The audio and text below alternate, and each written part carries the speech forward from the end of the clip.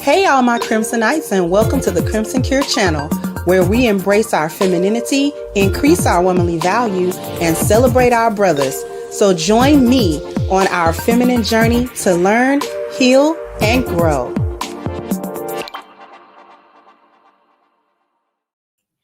Hey, everybody, how we doing today? Hopefully, we're doing well.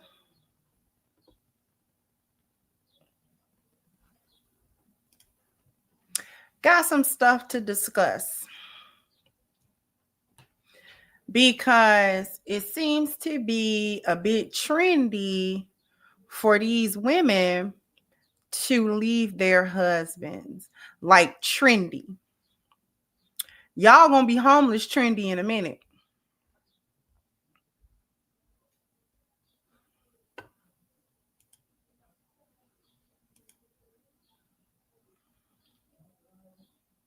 Now, I got some stuff to share with y'all. First thing first, over the next few days, maybe week or two, my website is going to be under construction. So I'm going to send out the orders that I have right now, and I won't be able to take orders for a little bit. I'm going to put the website under construction because I want to make some changes. Due to the tariff situation and all of that, I'm probably not going to sell merch like the t-shirts or whatever anymore, or I'll probably sell them later at some point. The book is going to still be for sale once I get my website rearranged, because I just want to make some changes on the back end, and I'm not going to be able to take orders while I make the changes that I have to make to the website. But once the website is back up and running, of course, the book is going to be for sale as well. For those of you who don't know what I am talking about when I say book, I'm talking about my book, Reclaiming the Black Feminine, The Lies of Feminism and the Road to Recovery. This is the book. But the merch might be a slower coming, because in order to sell merch again, I'm probably going to have to find another supplier for it, because they are drop shipped. I don't hold the inventory. I just design them or what have you. But it needs to be more cost effective than what it is right now. So y'all probably don't care too much about the merch anyways, which is all right. But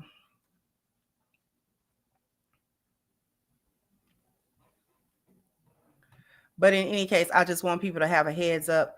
Once the website is back online, like I said, the book is still going to be for sale. The coaching sessions are still going to be available. I'm just going to have to rearrange some things and set some things back up better than what they set up right now. So just a heads up. Thank you, Mogul. So they leave a marriage, won't even consider what's in the best interest of the children. Thank you for the first contribution of the evening. I really, really appreciate, and I appreciate for all of you who contribute through Cash App as well. So we're going to go into it. Y'all kind of want me to touch. Y'all kind of want me to touch Brittany.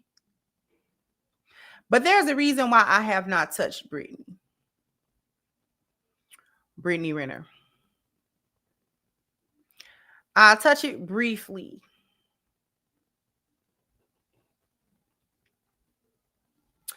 You could do that. You wouldn't have to necessarily pay more for it, because once I said it, it'll be set up mainly like it is now. The prices will just be the price. But what you might want to do is like drop a note when you or make the order to ask for the autograph. That's all.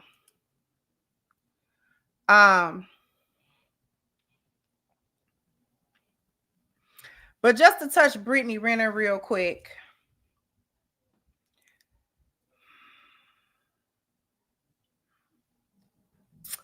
I don't even know if I got a real in-depth opinion of her or Kevin Gates, because I don't have a good opinion of Kevin Gates to begin with, as a man or really as a Muslim.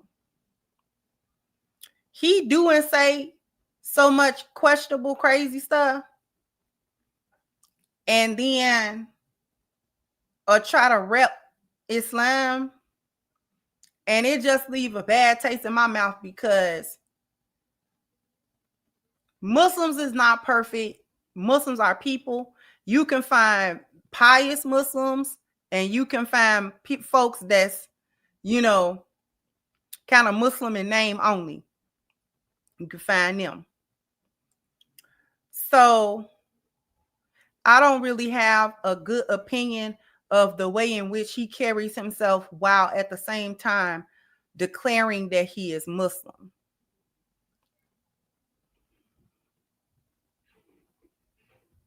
So because he just be saying, he say anything. He get on that app and say anything.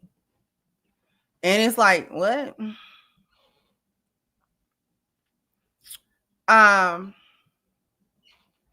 As far as Brittany is concerned, them two get together, I was not impressed. I was not impressed with the get together, and not surprised by the split. Because here's the thing. As far as Muslims are concerned, and how most Muslims see it, we are not quick to dismiss somebody regardless of if they are behaving foolishly. We are not real quick to be like, they not Muslim, because that's a dangerous thing to say, because a person can believe or have their shahada and be living a sinful kind of life, but you can't say that they are not Muslim or that they don't have shahada, because at any point in time, if they take it seriously, they can end up being a better Muslim than you. So it is not a lightweight thing to say, oh, that person not Muslim. If they took Shahada and they did that publicly and said that publicly and representing publicly as a Muslim, I have to take that at its word, and most Muslims will. Even if we suspect that it's some foolishness behind it, Allahu Alam, Allah know best. The best that we can do is, if they are in our vicinity or if they are in our sphere of influence, try to, you know what I'm saying, influence them to behave better than that and all of that. But at the same time, you can't control nobody. And if a person that's claiming that they're Muslim, if they are engaged in too much foolishness, and you are not obliged to hang with them, socialize with them. You don't have to be in close proximity to them. If it's some Muslims that you know and you're Muslim and they are engaged in haram activities and they be doing all kind of foolishness, you as a Muslim do not have to, just because they're Muslim, you don't have to engage with them. You don't, as a matter of fact, it's better if you don't. It's better if you don't.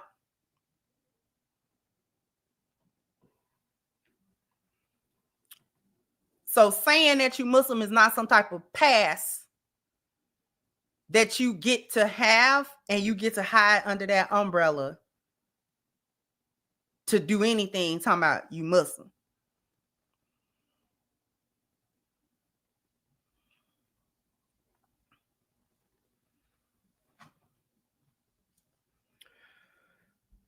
So when it comes to Brittany, she said she was Muslim. She said she took Shahada. Allah knows best about the state of her Iman and the state of her Shahada. That is not for me or any other Muslim to discern. But what we do is look at actions. And we can decide whether or not we want to engage or identify with them or not. And a 52-day smash and dash under the guise of a nikah,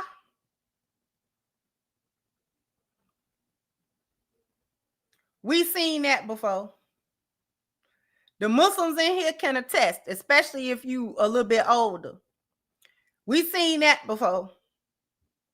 We've seen a so-called Muslim marriage, and they be together for a real quick little time.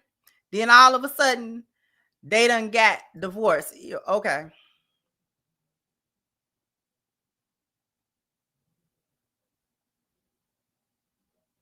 And you got to give a side eye to that whole situation. Cause like, so now you think we stupid? Cause you done got over here and did that little bootleg ceremony, and it become a bootleg ceremony when you don't take it seriously. Because in Islam,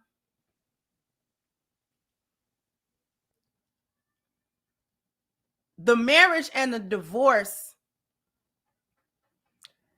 it's easy to get into and it's easy to get out of. But that's where the integrity come in at. Because unlike maybe other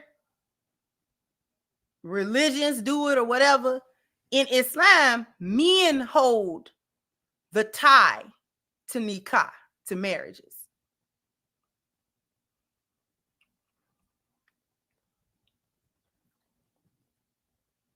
The women do not have the same leverage to leave a marriage that a man has in Islam. Men can speak one word to you and be divorced from you. Divorce is in the hands of men. Women can initiate a divorce, but she can't get out of her marriage as easily as a man can put her out of it. Ain't no such thing as no fault divorce in Islam. If she wants to initiate a divorce, she basically got to prove that something is going on that she can't tolerate. There are only a couple of things that happen that nullify the marriage immediate. Other than that, she cannot so easily remove herself from a marriage. Men have to do it. So when in among the Muslims, when you see a man constantly in and out of a marriage, that's him. That's him. That's all him. When you see him married for a couple of weeks, then he divorced, then next thing you know, he married a couple months, that one, then next thing you know, that's him. That's his deficiency. That's not the women.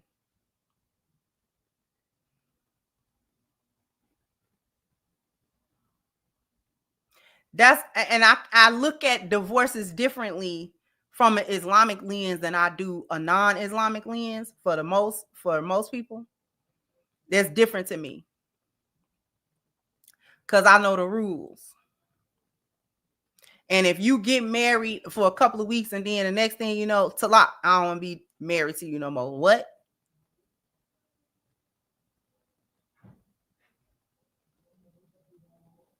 What do you mean? The whole purpose of Allah putting the marriage tie and the ease of divorce in the hands of a man is that he is more likely to exercise some kind of patience, some type of, you know what I'm saying? It's rules, it's things that you do before you get to a point of divorce. Divorce is not to be taken lightly. The marriage is not light. The divorce is not light. It's not light.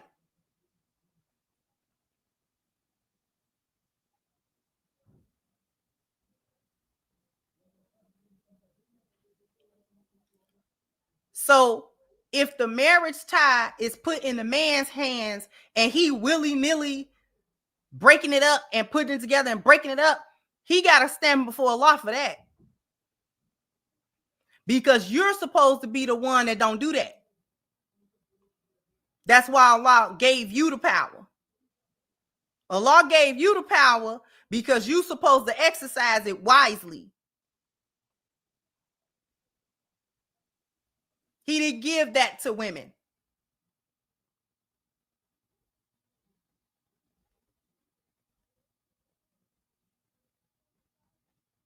And he didn't give it to us for a reason, for the reason that I'm going to get into, because women will break their marriage willy-nilly based on their emotional state. This is why a woman cannot say talak to her husband and that means something. Doesn't mean anything. Doesn't mean anything. It doesn't change anything. She can ask for a talak, and if he don't give it to her, she don't have it.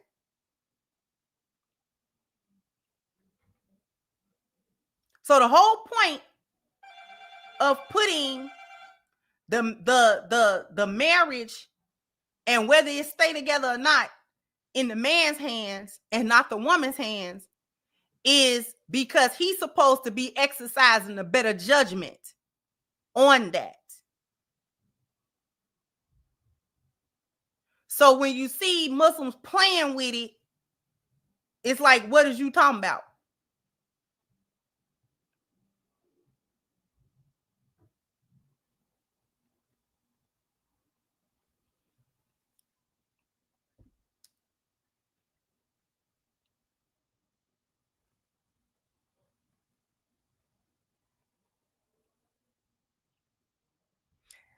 So speaking of women having the same leverage to get out of a marriage as easily as a man can get out of it, we now have a trend of females in this society deciding that they no longer want to be married to their husbands for whatever reason. Now it doesn't matter if it's a reason or not. Now, you may recognize this particular female. You may recognize her.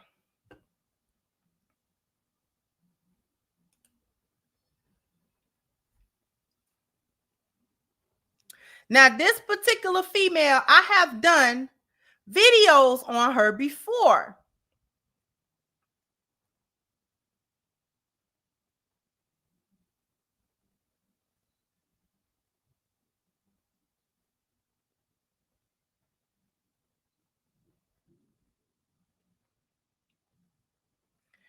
This is the one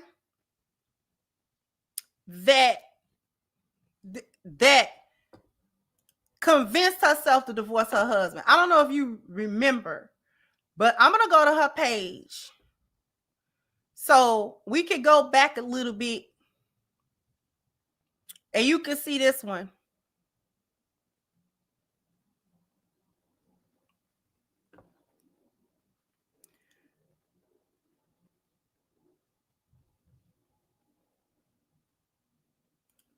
My therapist said something to me that was pretty profound and mind blowing for me. He said to me that comfort is a prison. We were talking about the transitions that I'm going through my life right now, turning 53, getting out of my marriage. Do we recall her? Is this ringing a bell?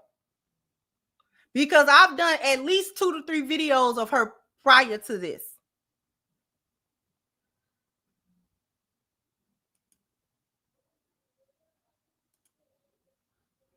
Okay.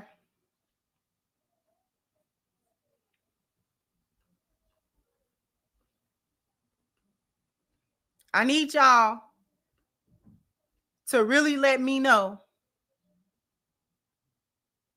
if y'all recall me. So, one of the biggest regrets I have about centering my husband in my marriage, particularly in the beginning, is when our kids were little. We didn't really do a lot of things with my kids because my husband didn't want to. The reason he gave me is that he worked all week, he was stressed out, he needed to relax. And so I didn't want to do things on my own because I was convinced that we needed to do things as a family. And since he didn't want to do it, we didn't do it at all. My husband's in the military, so he does have a very stressful job. And I guess that's why I gave him so much grace in the beginning, because I felt like, yeah, he does work all week. He also supports us. I was a stay-at-home mom all those years. And so I felt like it was asking too much in a way.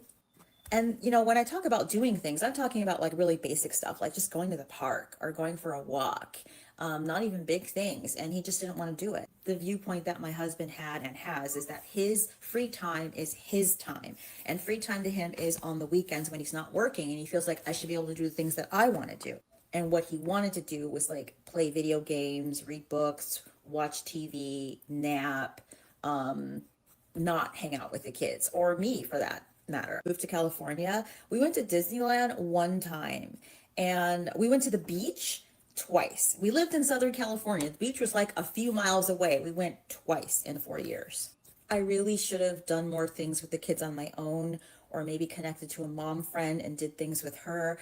It's just because I centered my husband and everything so much. I just didn't want to do anything without him. And so I feel like my kids kind of had to pay the price for that. And I feel a lot of guilt about that because I should have realized then what I've realized now, which is that my husband views spending time with his family as a chore, as an obligation, as a source of stress. And he's actually said that to me. He's like, spending time with you and even the kids, that's a job. It's like stressful for me. I guess his thought was, when I really talk with him about it, if it's my choice, I would rather not do it. But if you want me to do it, I'll do it. Which of course puts all the pressure on me, because now I feel like I'm nagging you and pressuring you to do something that you don't really want to do. And like, why would I do that? Are now 14 and 11. And, we'll never get that time back, that time when they're little kids and they're so much fun to play with and do things with. We'll never get that time back. And it's all because really I just centered my husband in everything. And I wanted to defer to what he wanted or didn't want. And because of that, my kids missed out. And I feel a lot of guilt about that. And I'm just so regretful about it. So, one of the biggest regrets I have about centering my husband in my marriage, particularly in the beginning, is when our kids were. Okay. So you see women. So we gonna listen to her.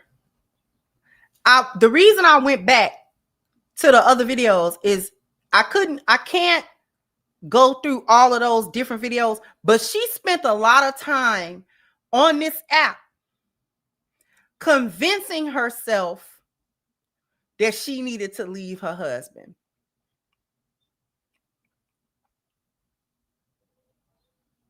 Okay. Convincing herself she needed to leave her husband. She was getting a lot of cheerleading in the comment section from chicks. Let me tell y'all something about these chicks in these comment sections. They don't care. They're not living that life. This app is tea to them. Getting on there, watching you go through it, that's tea. Them women don't care about you. They don't even know you. So they don't know what you're going through, and they don't care what you really going through. They get on here and sister girl, and we a girls girl. I'm gonna talk about that at one point as well. And all of that kind of stuff, and they high five you about, yeah, girl, you should go ahead and leave him because he doing this and he doing that.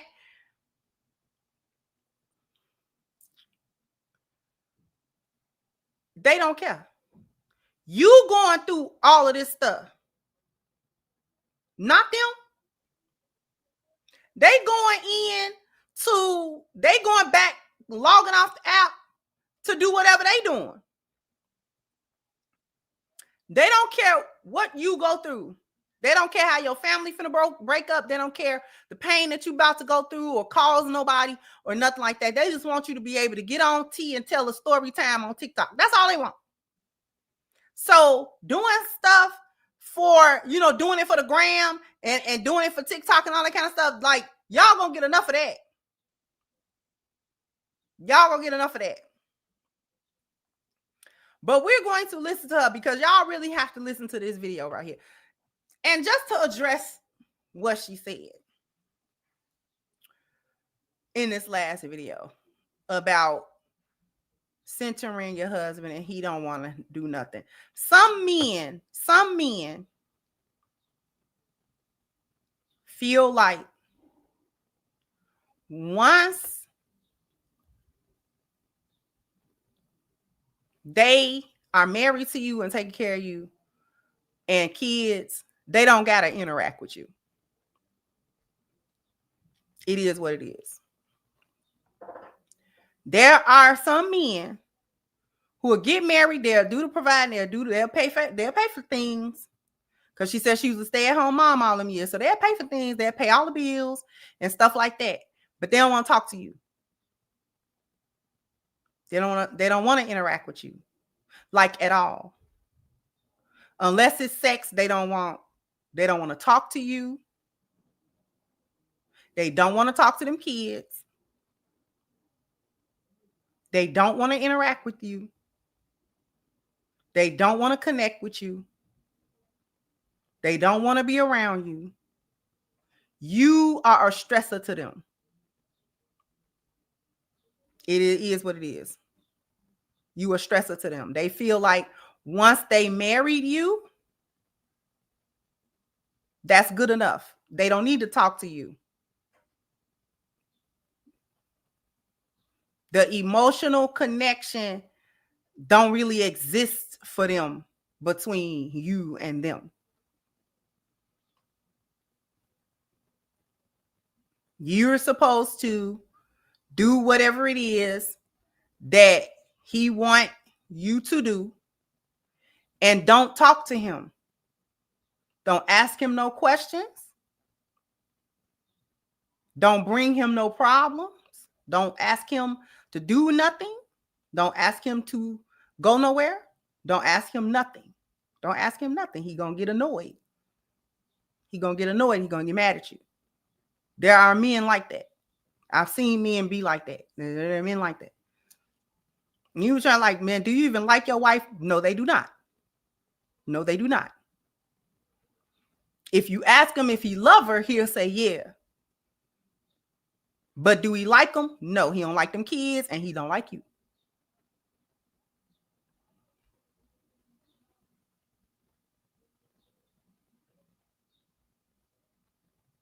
Now, whether he started out like that or he became like that, we don't know. But he don't like you. He don't like them kids. He don't like that house. He don't like nothing. He don't like nothing pertaining to you or them.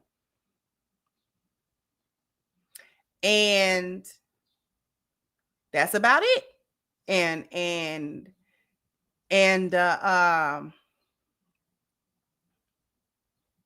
yeah. He not concerned about all of that. They sick and got to go to the doctor. He don't care. Take them to the doctor then. They got to go to the dentist. He don't care. Just take them to the dentist. The only time he care, they got hit by a car. They got to go to the emergency room. Then he care.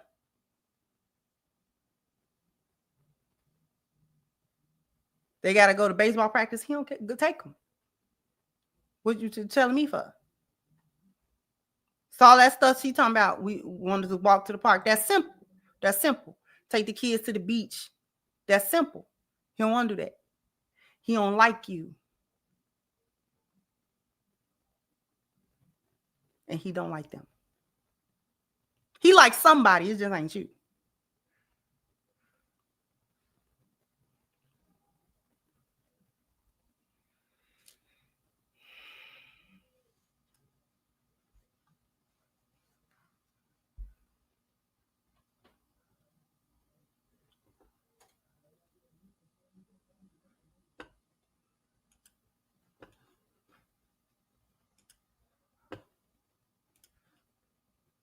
On this app like crashing out because of how horrible like their ex-husbands are, their baby dads are, just like ruining their life and just making their life so difficult. And I'm like, oh my god, that's so horrible what those women are going through, and now I'm one of them. I filed for divorce 2 months ago. I've been trying to look for an apartment, and the places that I'm looking at, I need to make 3 times the rent to be able to rent them. And unfortunately, with my job, I'm a CNA. I don't make 3 times the rent. So I need a child support order to be able to add to my income so I can meet the requirement. And I've been trying to... Did you hear what she just said? Did you hear what she just said?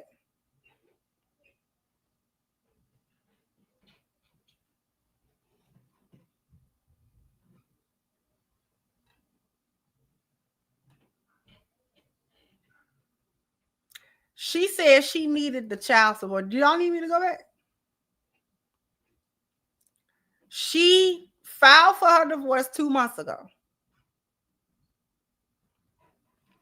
She can't get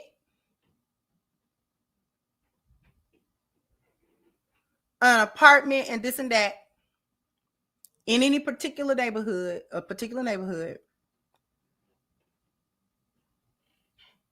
and she needs his child support check in order to add to her income so that she can basically be approved for these apartments. So you still need his income. If you sat on that app to convince yourself to leave your husband for the past year, you mean to tell me you did not procure no money? Now she's saying that he was in the military. So therefore, he has money and benefits and this and that. He sat you down in the house to raise them kids. The reason why he don't like you, I'm going to tell you. And I kind of do feel sorry for women who are married to men that don't like them. Imagine waking up and you know your man don't even like you. Like, he don't want to talk to you. I would have to question myself just as a person. If we get to a point where my man, my husband, the person that that say he love me and I love him, and we doing life together forever until one of us die, don't even like you, and he got to run to another room to get away from you, like consistently, like every time you open your mouth or come around, he roll his eyes, and your very existence is an annoyance to him. Because it's marriages that's like that. And I don't know why they be together. But whatever. Like, I would have to question myself as a person, because what's going on that you don't even want to talk to me? You don't want to look at me. You don't want to interact with me. Never. So all of the life that we have together, I basically have to accept that you ain't never gonna talk to me, and you don't want to touch me unless we having sex.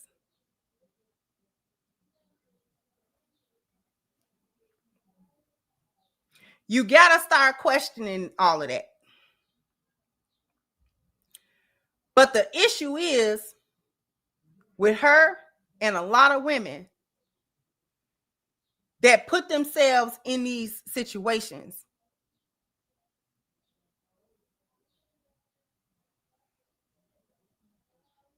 is that you don't think forward. You doing all this convincing of yourself to leave your husband, but you didn't convince yourself to get your money together. You've been a stay-at-home mom for the past over a decade. You don't got no work experience. So therefore, you needed a lot of schooling. You needed a lot of catching up to do in order to get somewhere where you can actually be hireable. And you didn't do it. CNA, that's not much. That's not much. That's low on the nursing totem pole.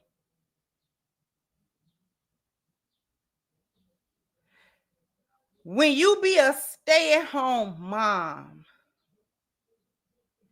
you have to find you some business.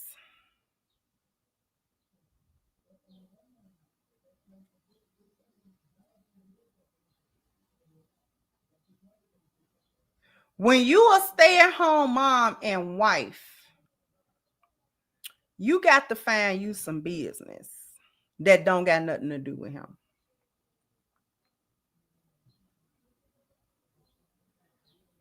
This is why y'all be talking about boring.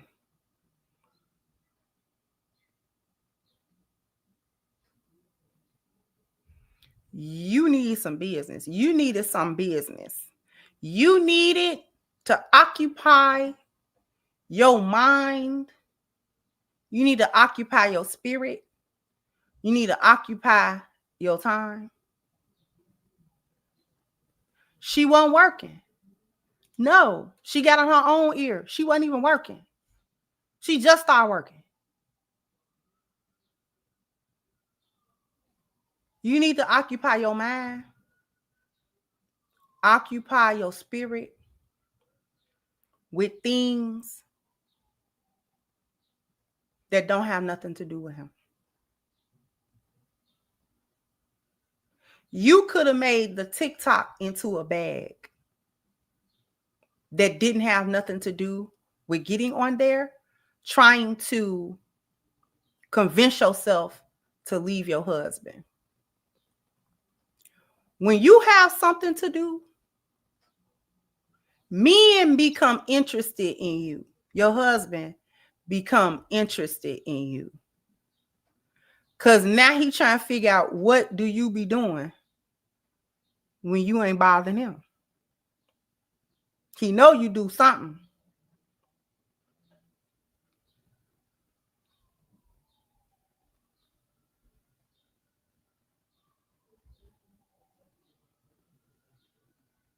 He needed to be able to come in and you gone. You and them kids. Where y'all been? To the beach. And we went shopping. And we went this place. And we went to the movies. And every time he come in there, that house needed to be clean and empty. With you and them kids gone. He needed to be trying to figure out what you doing with them kids. And not that you doing nothing bad with them. Just be gone. Just find something to do with them.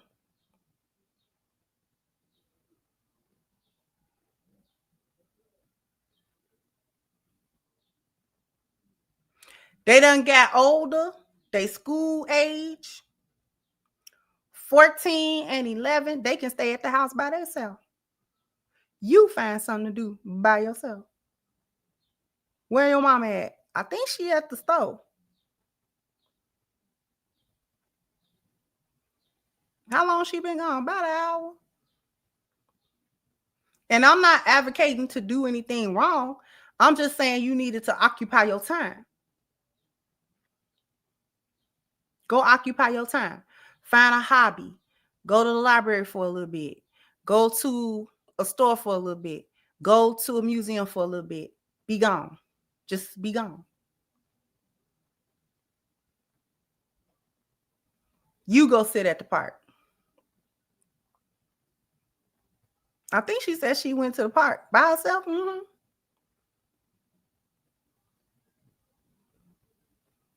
They old enough for him to be like, y'all all right? Yeah. And he can go ahead and do what he doing.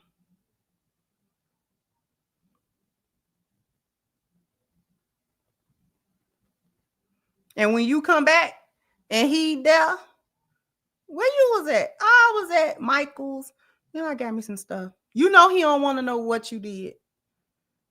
You know he don't get into you bought you some arts and crafts. He don't want to hear it. He don't want to hear it. But just tell him where you was at. I sat at Starbucks for a little while. And then I went to the Michael's. And then I was in the park for a little bit. Just chilling, enjoying the weather. That's all. Mm-hmm.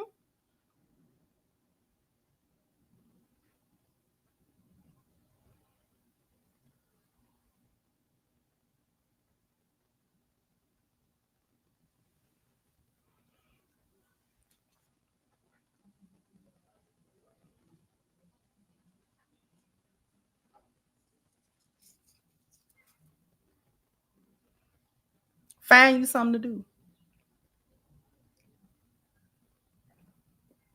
Don't find ways to break your marriage up. Find something to occupy in some kind of positive manner your mind, your time, your energy.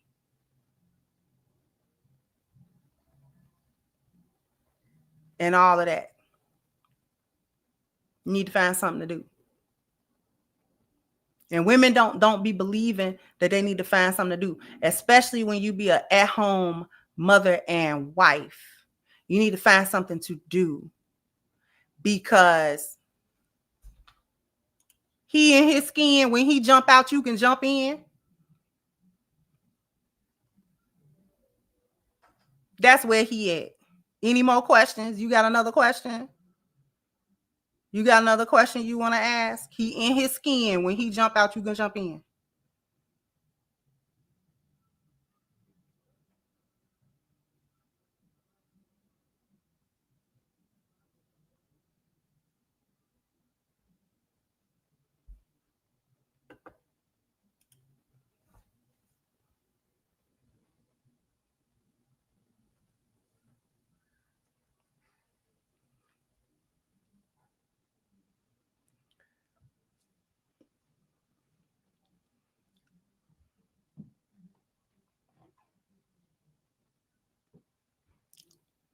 Women need to find them some business. When you're an at-home wife and mother, you need to occupy in a positive way your mind, your energy, your time, your spirit, because those children get older. They're not gonna be little bitty children the whole time where you gotta watch them and you gotta, you know what I'm saying, really keep up with them. They get older, they get school age, 12, 13, 14 years old, and all of that kind of stuff. And they can kind of have independence. They can do things on their own. They can kind of have, you know, after school curriculum things and, you know what I'm saying, things of that nature. So you end up, my baby said, who rang? Why he pull up? My baby pull up.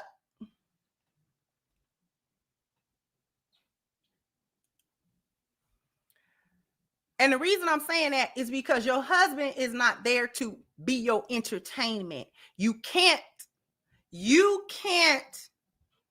make him the be all end all of everything that go on in the home.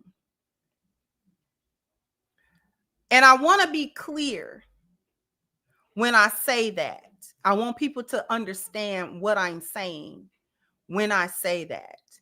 Your husband sets the foundation. He sets the order and the structure for the home, but he don't have to be involved in every single individual action, especially when there's you and a bunch of kids involved and he's working and doing whatever he's doing. He's not going to be available for everything. He's not going to be available. And a lot of that stuff he's not going to want to be available for, especially when it starts to be stuff that you do as a woman, going to get your hair done, going to get your nails done, going, you know, sit at Starbucks for a little while. A lot of that stuff he's not going to want to take part of. But I will say this. When he realized that all he do is go to work and come home and don't nobody be there, everybody got their own program, he gonna try to figure out where he can get in to fit in, because where his family at. So while he might not want to sit with you while you getting your nails done, he might be like, you want to go? Where you go? I went to the movies. You be at the movies? Yeah, I'll be at the movies. Or I'll be at the, oh. He gonna be trying to be like, well, where y'all be at? Oh, he had a baseball game. He do baseball. You know he do baseball.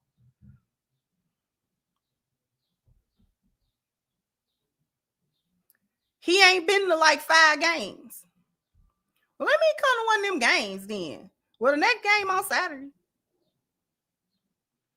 Because he gonna be, thank you. He gonna be feeling left out. And it's not even gonna be with malice. It's not malicious. You're not trying to get him back. You're just making sure that you do what you need to do. And let him join in when he want to join in. Instead of trying to twist his arm about it and make him do things. Or he feel like you nagging because you always ask, because you want him around and you want to spend time with him. It ain't nothing wrong with that. I don't want women to get it in their head that there's something wrong with wanting to spend time with the husband that you married. Because I sure want to spend time with mine. I like mine.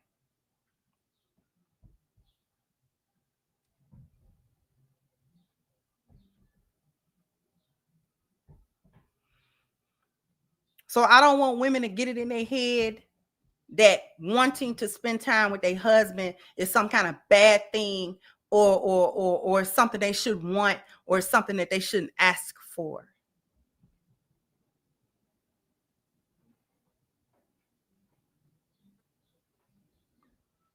But have your own agenda. Because I guarantee you he got his.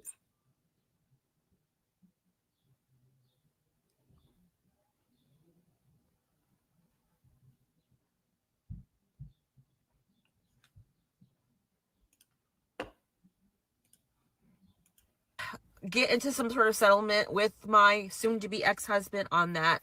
And basically, he is blackmailing me, I guess. He wants me to sign away all rights I have to his military retirement. He is in the Army. He has been in for 18 years. He'll be retiring in 2 years. And I've been married to him the entire time. So the retirement's a marital asset. So I am entitled to part of it. We've been going back and forth and fighting about it, and I just can't take it anymore. I just want to leave. I just want to move out, and I just want to start my life over. So I offer to sign away my right to the military retirement in return for spousal support and the entirety of the savings account that we have. I send the proposal to my lawyer and tell her this is what I'm proposing to do. And she comes back and says, well, this is a bad idea. And then she says, well, you could get a temporary order from the court for the child support, but that's going to cost you $4,000 in legal fees, and it may not be binding because it's only temporary, so you may not even be able to use that to really add to your income. And she goes into this long thing, which I appreciate. I appreciate her telling me the legal stuff, because she's basically telling me you are an idiot to sign this away. And she does all the numbers, and the numbers don't make any sense. Basically, I'm giving away more to get less. She's basically trying to persuade me to kind of wait this out till the final order happens, because it will go in my favor if I can just wait it out. But I can't wait it out because I have to stay in the house with this person. Mind you, did y'all hear all of that? Please tell me y'all was listening. He told her that in order for him to give her any kind of child support or anything, that he need her to sign away her rights to his benefits, because those benefits that he was getting out of the Army are considered marital assets because they've been together the whole time that he's been in the military for like 19 years. So it's considered a marital asset at this point. The money that he earned and things of that nature, considered a marital asset. He told her to sign away the retirement or whatever, those benefits, in order to get the child support and this and that. She is a little bit slow. I'm gonna tell you, I'm gonna give you my assessment. Comments say you can't do it. You can't do it.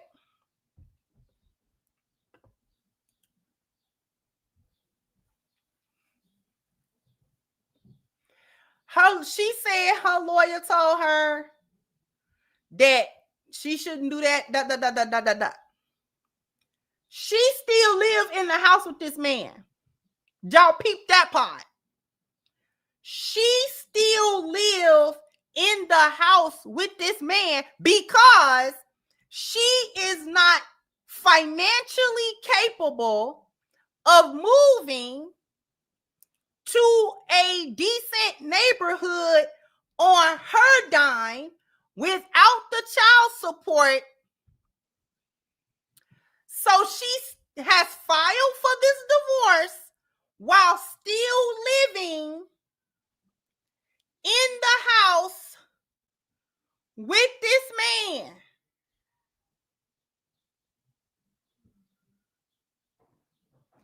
It get worse than that. Yesterday, he called me the nanny. He said that I'm going to pay you child support and you're... Yes, I have to stay in the house with this person. Yesterday, he called me the nanny. He said that I'm going to pay you child support and you're just going to be the nanny for my kids.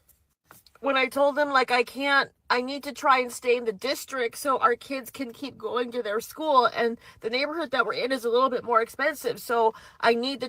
This is why she needs the child support. She just said it. She just said why she needed the child support. She wants the children. Get this. She wants the children. Yes. Yes, yes, yes. She wants the children to stay in their school district.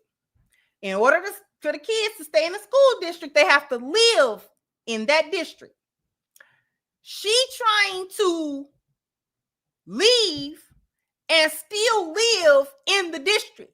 Yet, she does not have the finances to live in that neighborhood because she's not financially capable. She would have to go to a poorer district, take the kids with her, and put them in a different school that's probably not going to be a good school. They're in a good school because they're in a more affluent district. Okay? Schools are funded by that district's, you know what I'm saying, taxes, and maybe not the taxes. I might be using the wrong word, but that it's funded by that, the property taxes, I do believe. So the more affluent the neighborhood is, that's why the schools are better quality. We're not going to get into the inequality of the schools, but that's why she don't want them to leave. Now, she's not willing to leave the children with the father so that they can continue to go to the school because she needs the child support. She can't leave them with him and get the child support. So she got to bring the kids with her in order to get the child support. He ain't trying to do it. That's why she don't want to leave him with the daddy, because she need the money that come with him. Else she not going to be able to make it. She said he called her the nanny. I believe that 100%. He said that. And I don't even know that man. He said that because that sounds like some stuff a man will say to you when he mad at you. You're the nanny. That sounds like some stuff a man will say to you. He said that 100%.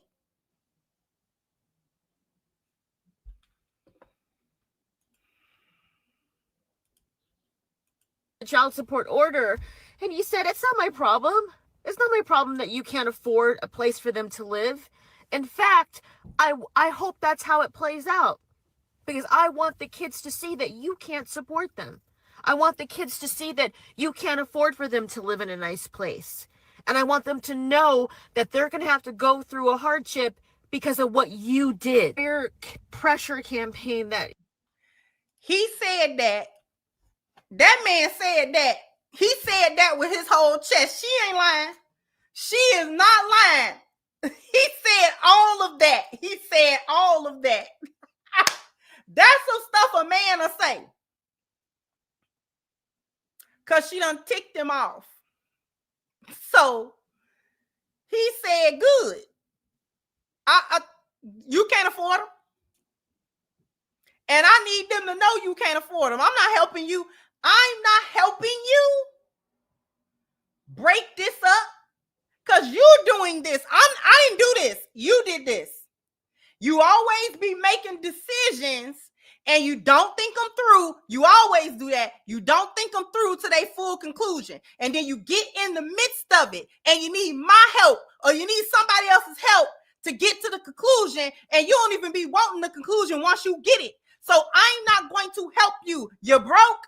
You knew you was broke before you went and signed them papers. You knew I was the one with the money. You ain't got no money. You ain't got no money. You broke. Okay? You're broke. I'm the one with the dollars. You don't have any money. You did not procure any money. You did not go to work all of these years to get any money. So you do not have any money. And so you need my money to help you divorce me. I'm not helping you do it. I'm not helping you do that. You do that on your own. You went down there and signed them papers on your own. So therefore, I'm not going to help you. I'm not helping you. He said that. He absolutely said it. That sounds like something a dude to say, especially a man that's been ignoring you, because he been doing that. I believe that part. He ignores her. He completely he checked out of the emotional connected part of that marriage, and he is only dialed into the duty of that marriage. He checked out. And the reason why he checked out, I'll give it to you after.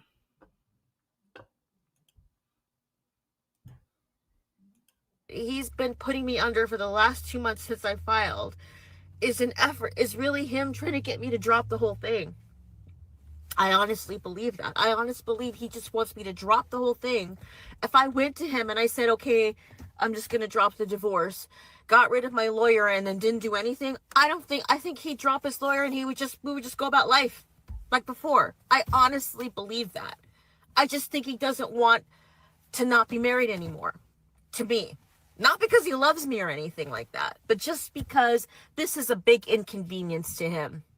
It's a big inconvenience, and he has to do all of these things he doesn't want to do, and all he wants to really do is just go to work, come home, play video games, watch some corn, and nap. And I'm disrupting all of his plans with my annoying, irritating divorce. This is very...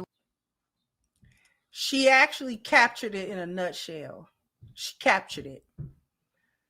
She captured it from a different perspective, but she captured it. He is annoyed. He's been annoyed with that woman for probably the better part of a decade. And he has emotionally checked out of it.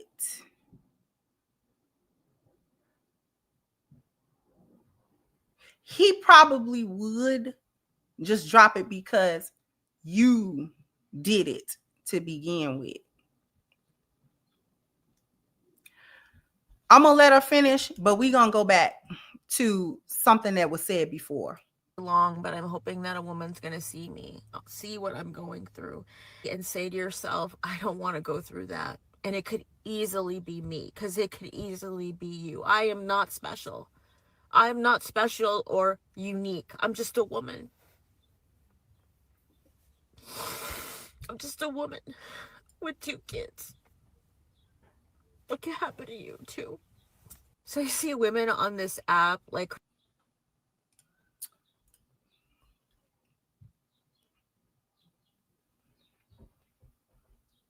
She captured what that man wanted. And because she don't got no business, she can't give it to him. She captured it. She captured the whole thing. Listen, once again, she know what her husband wants. That's the sad part. Crashing out like 3 times. I'm just going to drop the divorce. Got rid of my lawyer and then didn't do anything. I think he'd drop his lawyer and we would just go about life like before. I honestly believe that. I just think he doesn't want to not be married anymore to me. Not because he loves me or anything like that, but just because this is a big inconvenience to him. It's a big inconvenience, and he has to do all of these things he doesn't want to do, and all he wants to really do is just go to work, come home, play video games, watch some corn, and nap. Watch some corn and nap. Go home, go to work, play video games, watch some corn and nap. So if he is watching some prawn on any kind of regular basis, that tells you where the sex life is at. I'm going to put on my coaching hat for a little bit.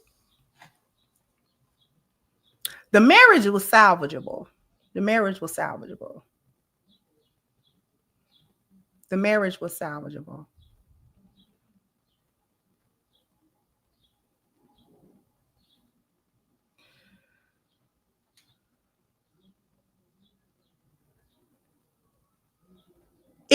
It all starts with wanting to be a stay-at-home mom.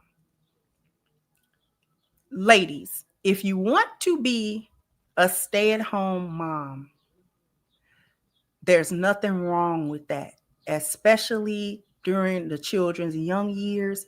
I would never crap on that. I would never do that. But I always advocate finding something to do with yourself that does not involve your husband at all. When I say that, I don't mean go and cheat. I don't mean go and do nothing negative. I don't mean go and do anything that would bring harm to your marriage. I mean find a hobby, preferably a paid one, a paid hobby, something that you are doing. See, that's not in a vacuum. I'm gonna tell you how that came about. That's not in a vacuum.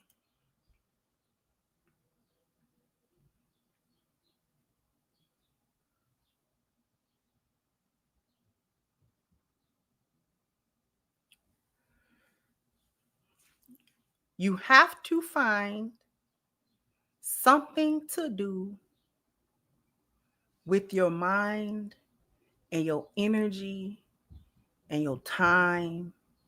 It needs to be positive.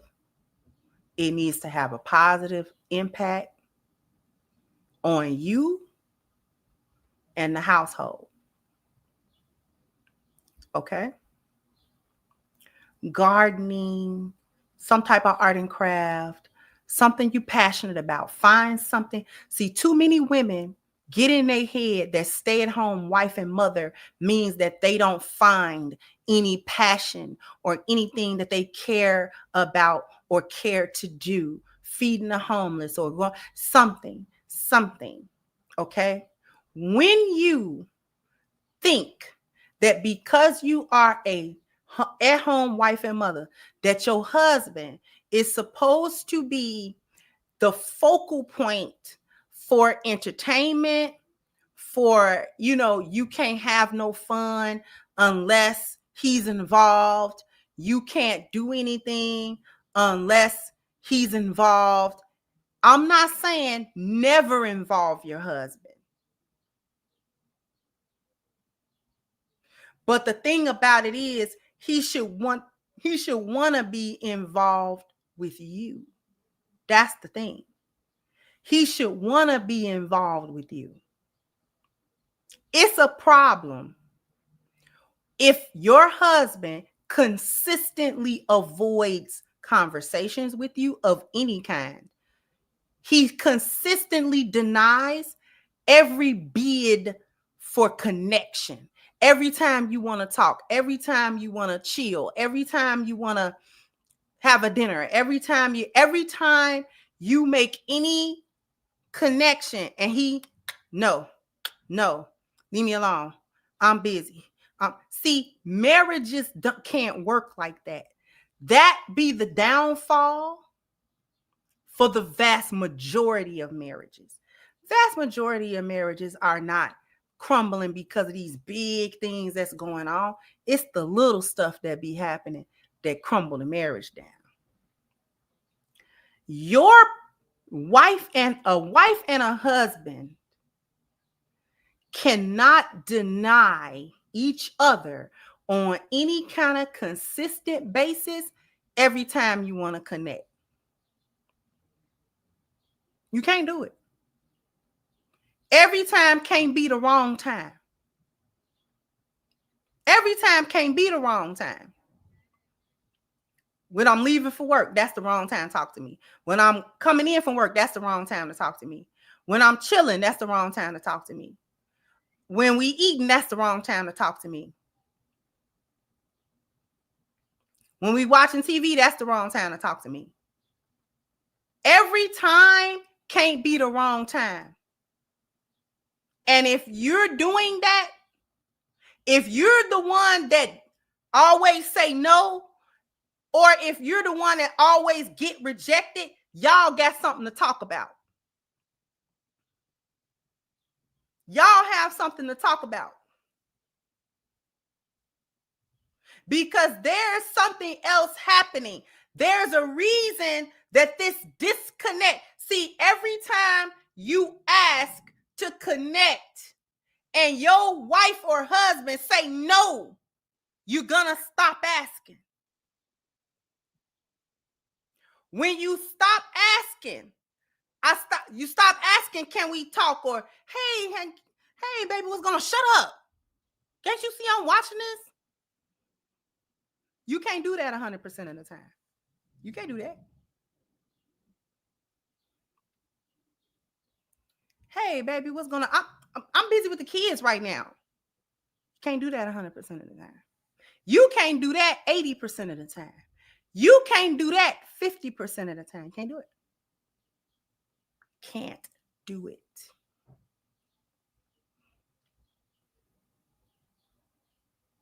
Because it's only so many times a person is going to be rejected before they stop. Before they stop it.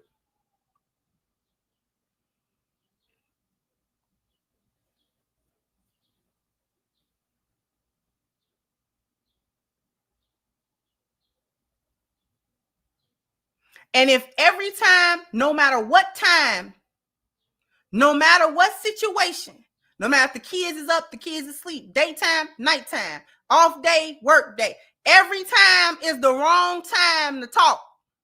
Every time is the wrong time to chill. Every time is the wrong time to laugh with you. Every time is the wrong time. If you can't have the chill conversation, if you can't have the, hey, what's up? Or the, come give me a hug. Or, hey, baby, I love you. So if you can't do that, you definitely not having the serious conversations. You're not having them. You're not having them at all.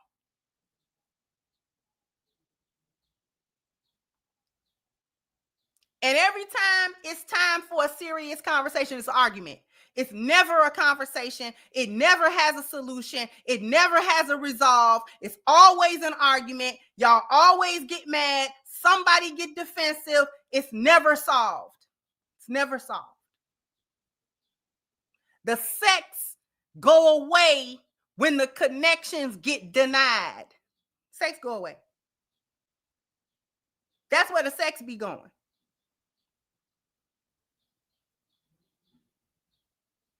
That's where the sex be going. It's a cycle. And it's up to either the wife or the husband or both to exit the cycle.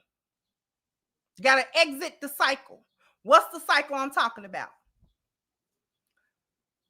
Bids for connection get denied. Therefore, a woman does not feel emotionally connected to this man.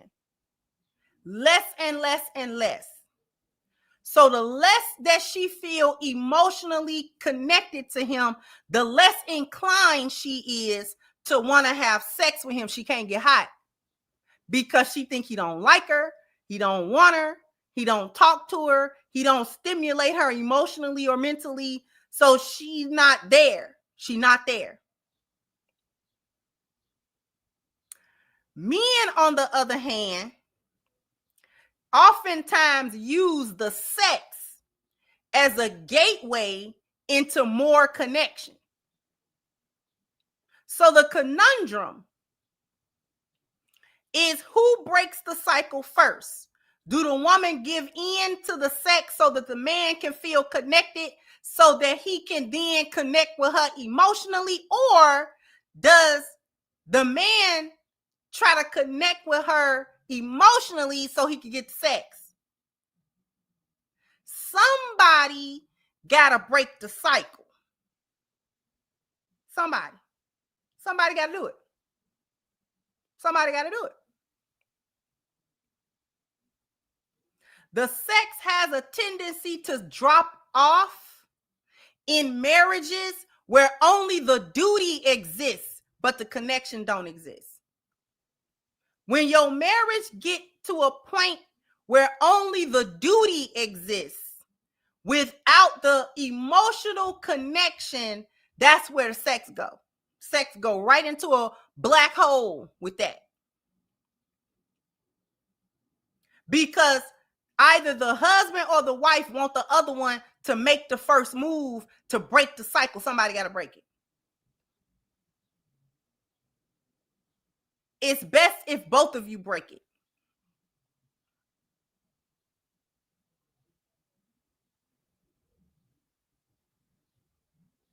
This is why a lot of times in my coaching, I will tell women to accept his bid for connection via sex. The reason I say that is because a lot of times arbitrarily we won't feel like having sex. It don't have nothing to do with being mad or nothing going on. Just sometimes we don't want to do it. Women, we don't want to do it. I be telling women that at those times, especially when nothing's actually happening, you're not mad, you just go ahead and have sex with him. Because I want to say 70 to 80% of the time, whatever you was feeling like how you ain't want to go have sex right then, once you have sex, you'll be like, oh, okay. Because sometimes that be the issue. You didn't have the sex and you're stressed. You might be having anxiety about something, stress about something going on in the house, something going on with the kids, and you be in your own head about, I don't feel like having sex right now. Go ahead and have the sex, because a lot of times that be the stress reliever that we don't know we need.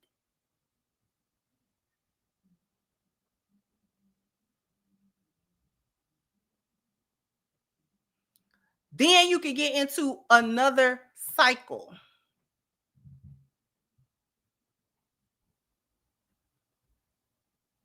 Because once you have sex with him, he should be able to now connect with you on the emotional level that you need. You can often determine which person got the problem when somebody exits the cycle and the other one try to keep going in the cycle. So for instance, if you as the woman if you as the woman say, okay, he made a bid to connect with me through sex, I'm gonna have sex with him. And then after you have sex with him, good sex, not, laying there rolling your eyes, okay? Real sex where you have an orgasm too. And then after that, you say, you maybe want to pillow talk, or you want to have the connection. Otherwise, if he don't want to give that to you consistently, he got a problem with you.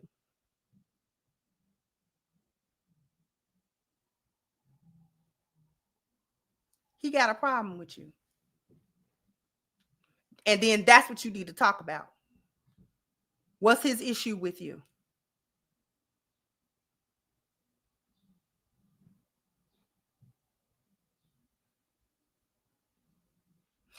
If a man gives her the emotional connection outside of sex that she's looking for, and then when it's time to connect through sex, she say, no, she got a problem with you.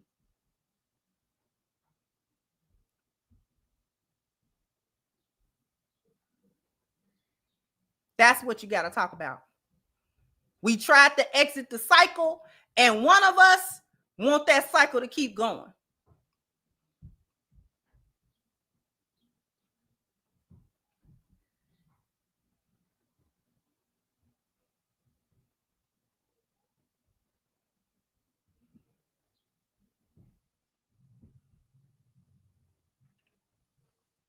Got to be able to get to exit these cycles.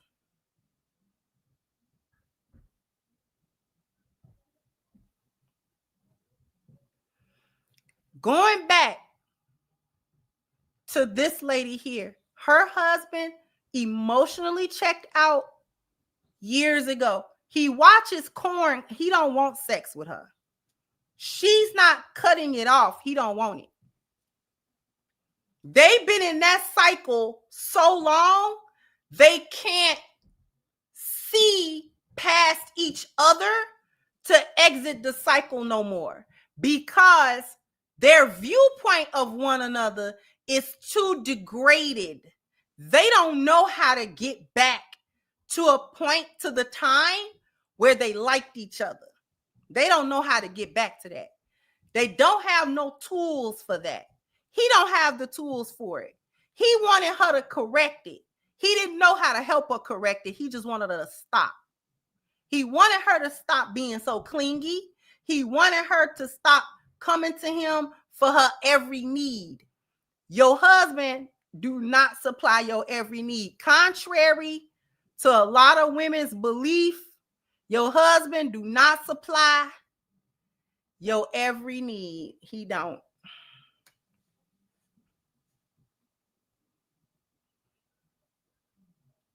Do he supply important needs? Yes, he's supposed to. Do he supply every need, emotional need that you have? No, he does not.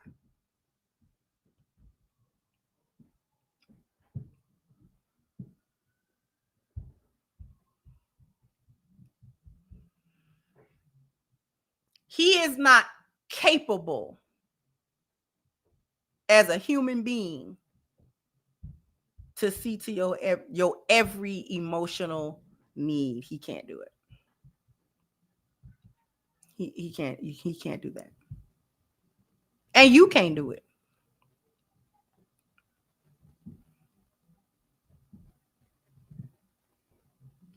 She needed too much from him. And when I say too much, and she let me rephrase that. She didn't need too much from him. She didn't know how to get it. She didn't know how to get what she needed from him, aside from verbally asking him for it, or pitching a fit about it, or crying about it, or like, no, she didn't know how to tell him. And this is a mistake a lot of people do in their marriages.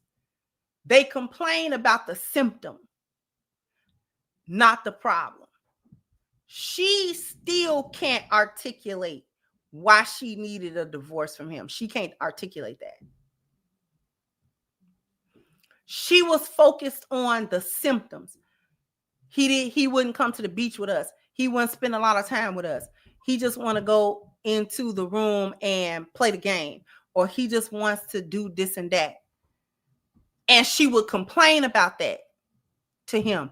Oh, you just go in the room and you don't talk to us, and the kids want to talk to you. And if he did it, she would still feel away. Men don't understand that. Ladies, men don't understand that. They don't understand that language at all.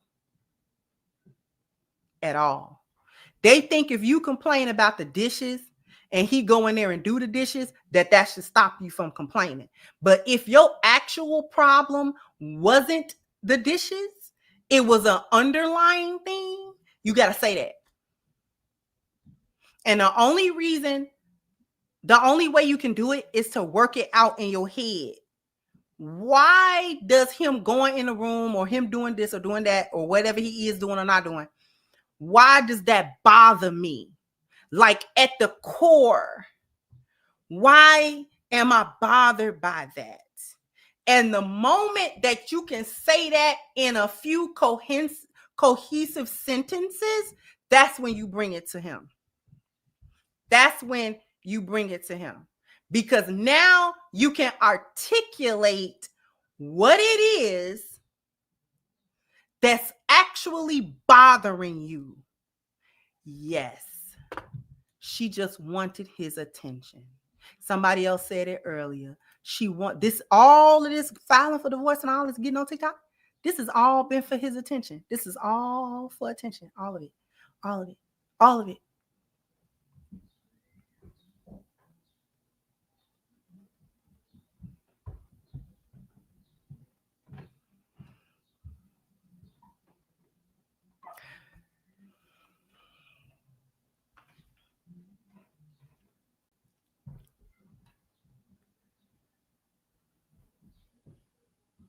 She didn't know how to tell him she needed him. She didn't know how to tell him that. She didn't know how to tell him, I love you so much. I appreciate you. I appreciate everything you do for the family. You know you my everything, right? See, men's ego have to hear it like that. It is what it is. Men's egos have to hear it that way. They can't hear, but I need you. I want you to be, you never come with us. They can't hear that. They have to hear it a different way. You can see men act like they want you to talk a certain way to them, but no. You actually have to handle them with kid gloves. You actually have to handle men's egos carefully. They easily bruise, they easy to cut off their ears. They don't want to hear. It's easy. It's a couple of words and he's done listening.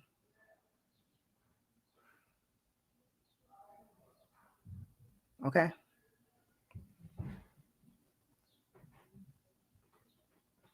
She didn't know how to say, I need you. You never around. By saying, I love you so much. I miss you when you gone. I be missing you when you gone. You know that? I be missing you when you gone. Kids talk about you all the time. They love you so much. They love their daddy. And I love their daddy too. He got to hear it like that. He got to hear it like that. He got to hear it like that. He can't hear it no other way. He can't hear it another way. And she didn't have the tool for that. She didn't know that saying that would actually start to get her the result she wanted, which was his attention.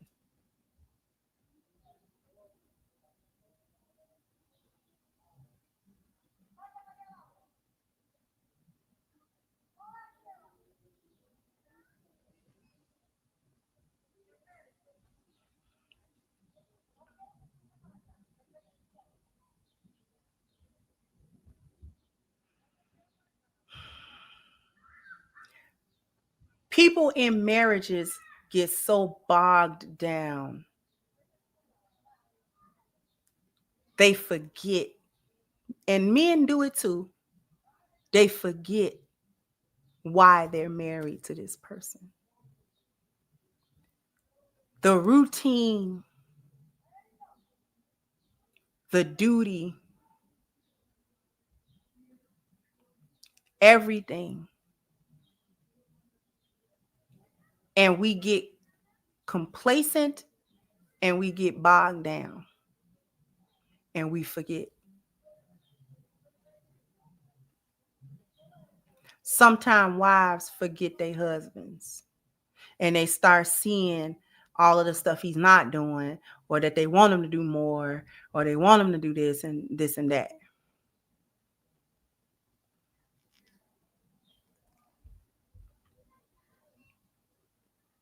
Men forget their wives. Kids is taken care of.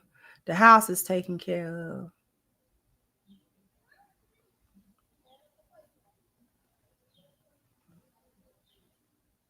Why do I have to be emotionally there? My money's there. That should be enough.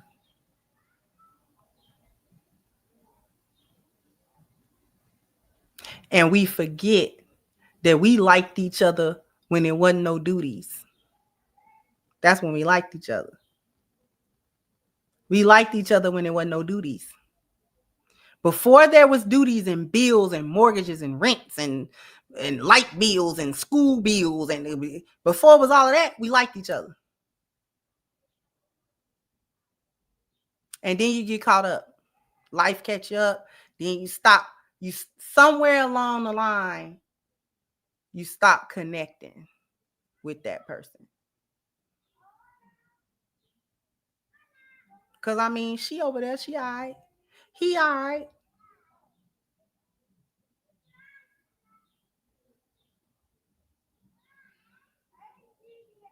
And we start complaining about each other.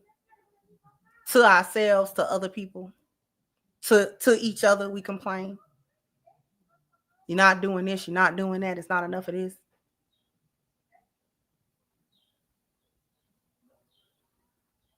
And we stopped telling each other, what it is that we liked. And we start telling each other what it is we don't like. And I'm not saying never have the conversation if the conversation needs to be had. But neither the husband nor the wife can tolerate never being told, good job. Good job. You know, you're doing an excellent job. Just like men need to hear that they're doing, that you miss them and you appreciate them and all of that kind of stuff. Women need to hear you a good mom. You do so well with our kids. You a good wife. You doing good. It can't always be what need to be improved. For every two things you can say what's wrong, say one thing was right with me.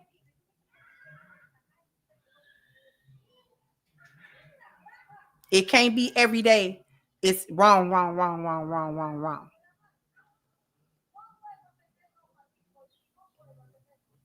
Because then people start to think, you don't like me. And once a husband or a wife get it in their head that you don't like them, it's hard for them to do stuff. It's hard for them to emotionally connect with people that they are coming to assume or believe that don't like them.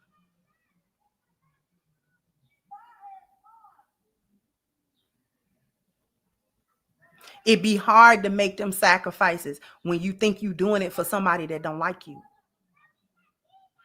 It's hard to go to work and pay them bills when you think your spouse don't like you. It's hard to raise them kids and make all the sacrifices and make sure everything is going on when you don't think he like you. The sacrifices become easy for the person that you think love you and that you think got your back.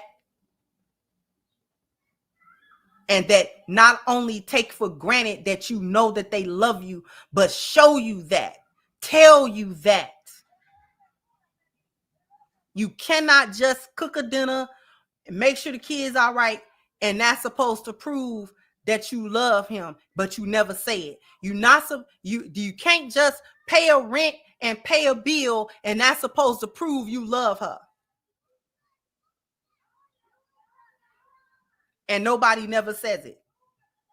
You just take for granted. People forget. The human being need a reminder. Human beings need a reminder. Well, do you like me? Because you ain't said it in a grip. It's been a hot minute. You don't talk nice to me or nothing. Do you usually rock with people that you think don't like you? No. Do we typically make sacrifices and concessions for people that we feel like don't rock with us? No.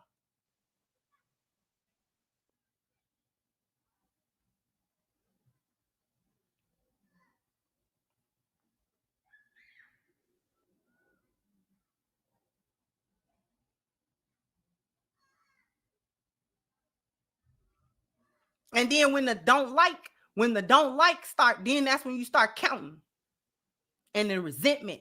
Then there's resentment then. Because now I'm counting all the stuff that I do for you. And every time I do it, I don't hear a thank you. And I don't hear a good job. And I don't hear, you know what I'm saying? It seems like you not gracious about it and this and that. You start counting it. That's a destruction to a marriage. It's the count.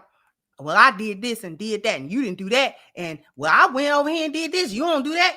When you start counting, stop counting.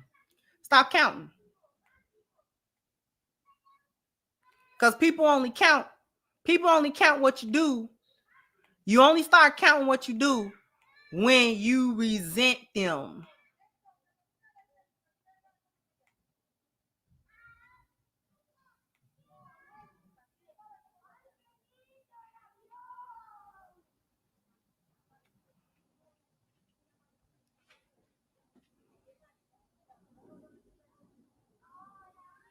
When you resent that person, when you don't really like that person, or you feel like that person don't really like you, then you start counting all that stuff. Well, I don't want to do that. I'm not going above and beyond. I'm not going the extra step. I'm not going the extra mile. I'm not doing the extra thing. I'm not doing none of it because I don't even think you rock with me like that for real.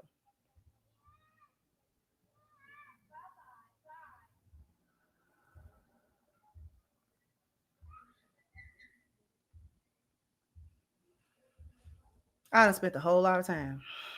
I knew I was gonna get into a coach, but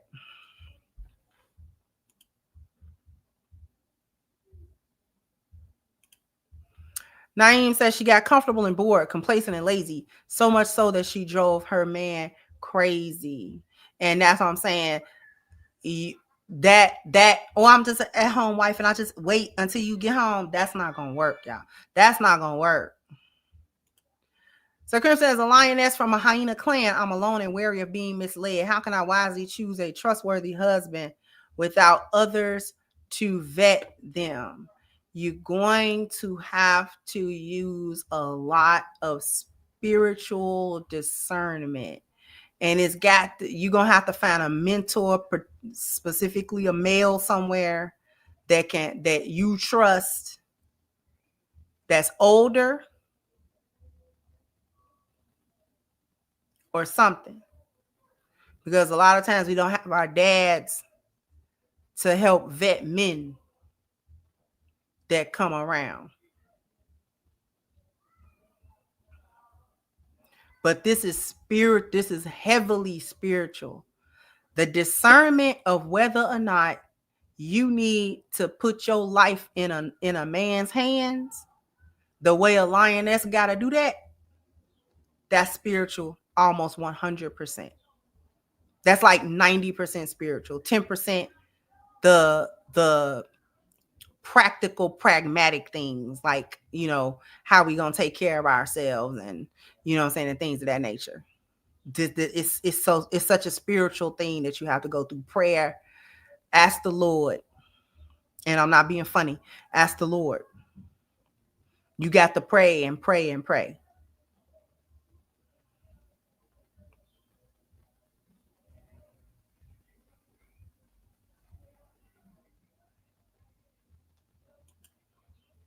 So also I found peace detaching from my family, but feel ashamed when men ask about my lineage. They value pedigree. Any way to address this? Again, this has, with the truth, number one, with the truth, you don't have to go into every sordid detail,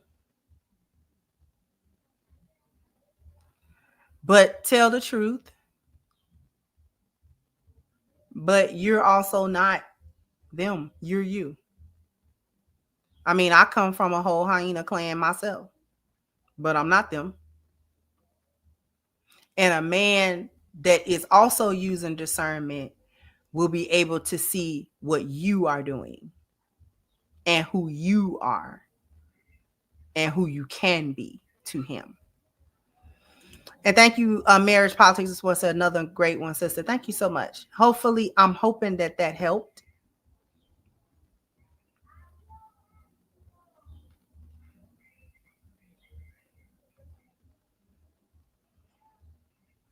I'm hoping that helped. Because most of us come from a hyena clan. Not everybody, but a lot. A lot of us is coming from places and families that are so dysfunctional in so many different ways. But we can't do nothing about that. I can't do nothing about who my family members are, who my mom was. I can't do nothing about that.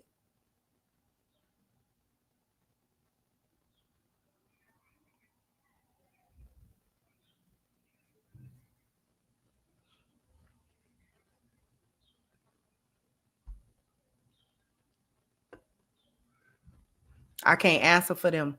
The only thing that I can answer for is who I am and what I do.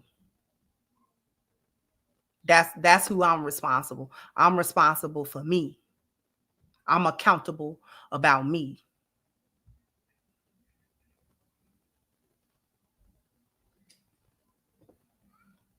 No problem, sweetheart.